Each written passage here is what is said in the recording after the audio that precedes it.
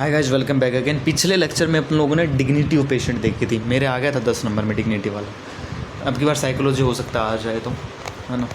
तो psychology of patient के बारे में बात करेंगे। क्या क्या साइकोलॉजी होती है पेशेंट की, क्या सोचता रहता है वो अंदर आने के बाद में हॉस्पिटल में, है ना। तो वो देखेंगे उसका बिहेवियर कैसा है वगैरह वगैरह, है ना, कैसा रिएक्ट करता है किस सिचुएशन में, उन सब चीज़ों को देखना होता है इसमें।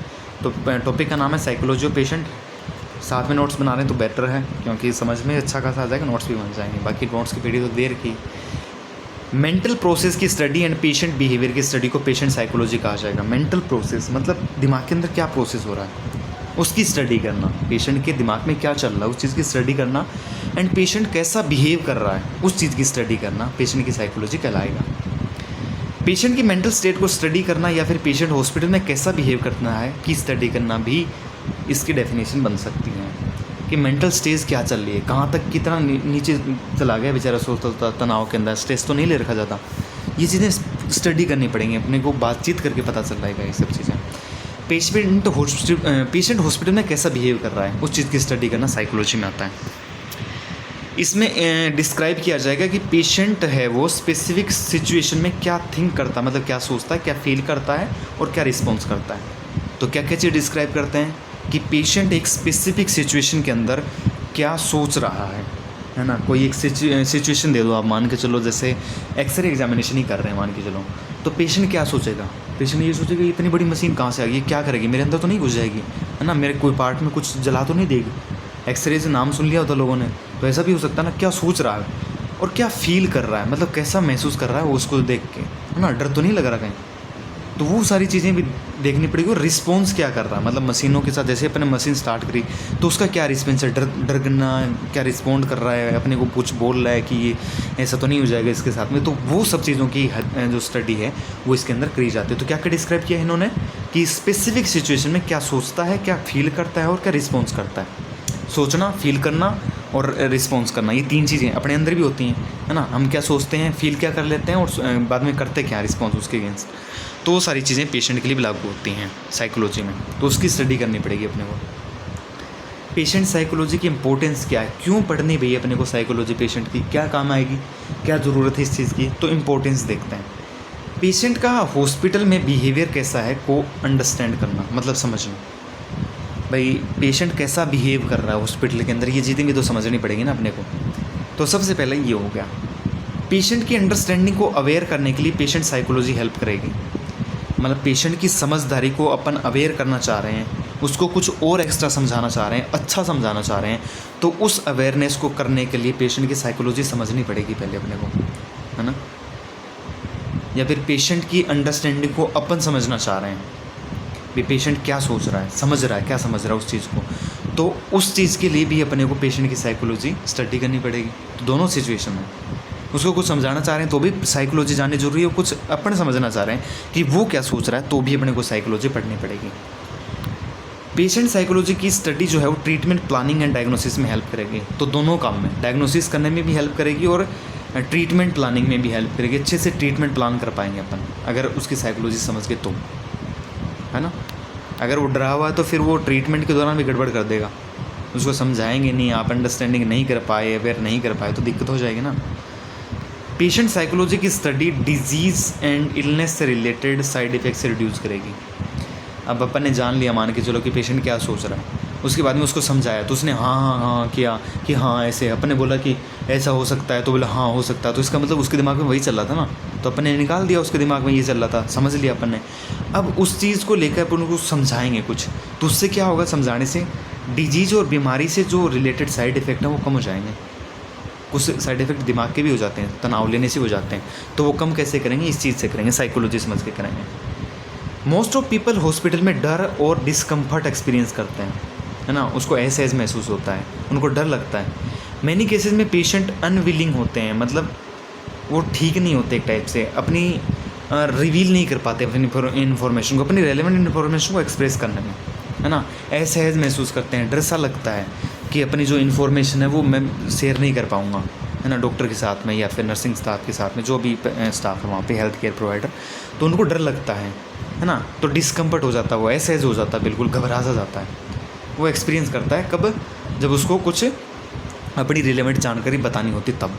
तो उस चीज़ को कैसे ठीक करेंगे, साइकोलॉजी से ठीक करेंगे, उसकी साइकोलॉजी समझेंगे, उसको बताएंगे कि ऐसी कोई दिक्कत नहीं, आप बता सकते हैं मुझे बेझिझक। मैंने कितने पेशेंटों को ऐसी बीमारियों से, आपसे पता नहीं कैसी कैसी बीमारियों को उनको ट्रीट कर दिया होगा।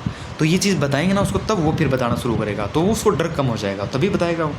पेशेंट जब हॉस्पिटल में एंटर करेगा तो क्या होगा भाई, पेशेंट जब हॉस्पिटल में एंटर करेगा तो फॉलोइंग रीजन से अपसेट होगा, अपसेट हो जाएगा एंटर करते ही। कैसे, ट्रीटमेंट के लिए अनसर्टेनिटी एंड प्रोसीजर के बारे में कन्फ्यूजन रहना, मतलब पता ही नहीं है ट्रीटमेंट का क्या होगा, कैसे होगा, है ना, कोई पता ही नहीं है, था पता ही नहीं है, अनसर्टेनिटी है उसके अंदर। और प्रोसीजर के बारे में कन्फ्यूजन है कि ये प्रोसीजर कैसे होगा।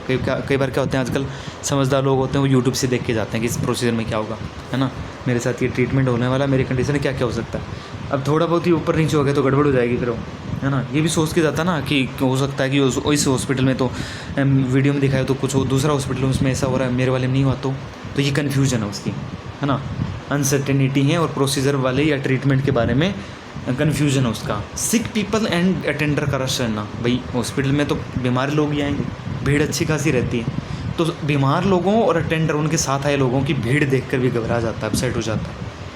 हॉस्पिटल की स्पेसिफिक एंटीसेप्टिक स्मेल, मतलब हॉस्पिटल में तो पोछा वोछा मोपिंग करते हैं तो उस दौरान तो एंटीसेप्टिक को डाला जाता है ना, उसके अंदर स्मेल तो ऐसी आएगी। और इसके अलावा फार्मेसी से स्मेल आनी स्टार्ट हो जाती है, तो फार्मेसी भी एंटीसेप्टिक आती है मेडिसिन की, तो उस चीज़ से भी घबरा जाता है पेशेंट, अपसेट हो जाता है कई बार, है ना, उस दवाई से चक्कर आने लगते हैं किसी को, तो उस स्मेल से। सॉरी, मेडिकल स्टाफ अननोन होना, जानकारी नहीं है, बोलते हैं ना मेरी तो वहाँ जानकारी नहीं है, अब क्या करूँगा, अपसेट हो गया। हॉस्पिटल इक्विपमेंट का डर लग रहा है, मतलब मशीनें देख ली, अल्ट्रासाउंड मशीन ही देख ली, अब उसको थोड़ी पता है अल्ट्रासाउंड मशीन ऊपर से बिना कोई अंदर इंसर्ट की हो जाएगा काम, है ना। हालांकि इंसर्ट तो करते हैं वो, चलो मेल के अंदर रेक्टम वे करते हैं, बहुत रेयर केसेस हैं, वो तो अलग चीज़ होगी, बट फिर भी मशीन को देख के डर जाता है इंसान कई बार। एक्सरे मशीन नॉर्मल है, सीटी मशीन देख ली कि मेरे को इसके अंदर घुसाएंगे, क्लस्ट्रोफोबिया हो जाता है, तो वो चीज़ें डर लगता है इक्विपमेंट को उसमें। पेशेंट की पेनफुल आवाज़ें, मतलब पेशेंट जो बाकी हैं वो चिल्ला रहे हैं, है ना, किसी के दर्द हो रहा है, किसी के पट्टी वट्टी कर रहे हैं तो वो चिल्ला रहे हैं, किसी के फ्रैक्चर हो गया, तो वो चीज़ें भी दिक्कत करती हैं फिर, ठीक है। हॉस्पिटल मशीन का अनफेमिलियर होना, मतलब अपने जैसी नहीं होना, अपने देखी नहीं है पहले देखी नहीं तो अनफेमिलियर हो जाएंगी फिर वो, तो फिर वो दिक्कत करेंगे कि हाँ यार मुझे डर लग रहा है इस मशीन से, तो वो चीज़ें भी होती हैं, फिर साइकोलॉजी समझनी पड़ेगी उसकी। हॉस्पिटल इन्फेक्शन एंड जम का डर, भाई हॉस्पिटल के अंदर ऐसे नहीं सोचते कि यार हज़ारों पेशेंट आते हैं, पता नहीं कैसी कैसी बीमारियाँ फैला के जाते हैं, तो इन्फेक्शन और जम का भी डर रहता है वहाँ पे। ब्लड और नीडल का डर रहता है, ब्लड को देख कर डर लग जाता है, सुई को देख कर डर लग जाता है। अब इतनी चीज़ें हैं जिसके अंदर अपसेट रहेगा वो। अब अपन शुरू करते हैं अपना नेक्स्ट चीज़ें कि पेशेंट की साइकोलॉजी को स्टडी करके हेल्थ केयर प्रोवाइडर इवेलुएट करेगा पेशेंट के बिहेवियर कैसा है एंड उसका मेंटल स्टेटस कैसा है। तो पेशेंट की साइकोलॉजी का स्टडी करने के बाद में हेल्थ केयर प्रोवाइडर ये इवेलुएट करेगा कि पेशेंट का बिहेवियर कैसा है, उसका मेंटल स्टेटस कैसा है, क्या चल रहा दिमाग में, ये चीज़ें इवेलुएट करेगा, जांच करेगा इस चीज़ की। उसके बाद में कम्युनिकेशन की हेल्प से डर और एंजाइटी को कम करेगा, इसके अलावा रिस्पेक्ट और सिंपैथी भी हेल्प करेगी। तो ये चीज़ें समझने के बाद में कम्युनिकेशन करेंगे उससे अच्छा खासा कि भाई बताओ क्या प्रॉब्लम है, सब चीज़ें पूछेंगे उससे क्या होगा कि बताते बताते वो बातचीत होगी तो कम्युनिकेशन होगा, ऑब्वियसली कम्युनिकेशन होगा तो डर अपने आप कम हो जाएगा, एंजाइटी कम हो जाएगी। इसके अलावा रिस्पेक्ट और सिंपैथी, रिस्पेक्ट देखिए और सिंपैथी भावनात्मक उसके साथ में करके थोड़ा 20 सेट काम कर सकते हैं अपन ये काम, ठीक है जी। ये patient and health care provider के बीच में हेल्थी इन्वायरमेंट वो क्रिएट करेगा, इससे पेशेंट का स्ट्रेस कम हो जाएगा, तनाव कम हो जाएगा एंड पेशेंट की अपनी वैल्यू फील करेगा, मतलब उसकी लगेगा कि मेरी वैल्यू हो रही है। तो पेशेंट हेल्थ केयर प्रोवाइडर के बीच में हेल्थी इन्वायरमेंट बनेगा कम्युनिकेशन से, और पेशेंट का स्ट्रेस लेवल कम हो जाएगा अपने आप ही, और पेशेंट वैल्यू फील करेगा, उसकी वैल्यू लगेगी उसको। अब अपन बात करते हैं कि इसकी इम्प्रूव कैसे करेंगे, improving the physical and mental psychology of patient in hospital. कैसे इम्प्रूव करेंगे पेशेंट की फिजिकल एंड मेंटल साइकोलॉजी को, तो चलो जी फॉलोइंग से पेशेंट की फिजिकल एंड मेंटल स्टेटस को इम्प्रूव किया जा सकता है। क्या क्या करेंगे भाई, सबसे पहले communication and sympathy, communication and sympathy करके इंक्रीज़ करेगी level of trust between patient and health care provider, इससे पेशेंट की physical and mental quality improve होगी। कम्युनिकेशन एंड सिंपैथी, कम्युनिकेशन करके और सिंपैथी दे करके, इससे क्या होगा, ट्रस्ट, दोनों के बीच में ट्रस्ट बनेगा अच्छा खासा, हेल्थ केयर प्रोवाइडर और इसके पेशेंट के बीच में। कम्युनिकेशन भी हो गया, रिस्पेक्ट मिलेगी, साथ में सिंपैथी दिखा दी, तो बढ़िया बॉन्डिंग बन गई। अब इससे पेशेंट की physical and mental quality improve होगी, दोनों क्वालिटी इंप्रूव होंगी, फिजिकल भी और मेंटल, क्योंकि मेंटल ही अपना जो पूरा कंट्रोल करता है फिजिकल वाले को भी, तो दोनों एकदम अच्छे हो जाएंगे। एम्पैथी एंड सिंपैथी क्या होती है देखो, चलो इफेक्टिव एंड पावरफुल टूल है ये एम्पैथी एंड सिंपैथी पेशेंट की नेगेटिव साइकोलॉजी चेंज करने के लिए। तो ये दोनों जो है वो इफेक्टिव पावरफुल टूल होती हैं नेगेटिव साइकोलॉजी को चेंज करने के लिए। Empathy means thought, feeling and patient के इमोशन को अंडरस्टैंड करना। एम्पैथी का मतलब क्या है? एम्पैथी का मतलब है उसके थॉट्स को, उसकी फीलिंग को, है ना, उसके इमोशंस को अंडरस्टैंड करना, ये एम्पैथी होती है। और सिंपैथी अपन दे रहे हैं, सिंपैथी अपने सामने से, तो समझना तो होगी एम्पैथी, एम्पैथी लेना और सिंपैथी देना, समझ रहे हो? एम्पैथी ले रहे हैं किसी की, थॉट उसके समझ रहे हैं, फीलिंग समझ रहे हैं, इमोशन समझ रहे हैं, तो वो सब समझना है अपने को। Health care provider empathy and sympathy express करे पेशेंट के साथ में, यह patient and health care provider के बीच में ट्रस्ट बिल्ड करेगी, एंजाइटी रिड्यूस करेगी एंड हेल्थ के आउटकम्स को इम्प्रूव करेगी। तो health care provider empathy and sympathy express करेगा, एम्पैथी शो करेगा और सिंपैथी अपनी तरफ से दिखाएगा, है ना। एम्पैथी लेगा, सिंपैथी दिखाएगा पेशेंट के साथ में। यह पेशेंट एंड हेल्थ प्रोवाइडर के बीच में ट्रस्ट बिल्ड करती है, ट्रस्ट बन जाता है फिर उसके बीच में, एंजाइटी कम हो जाती है, हेल्थ आउटकम इम्प्रूव हो जाते हैं। हेल्थ केयर प्रोवाइडर पेशेंट को एम्पैथी एंड सिंपैथी से ट्रीट करे भाई, है ना। तो वो बार बार एक ही बात बोला, एम्पैथी सिंपैथी।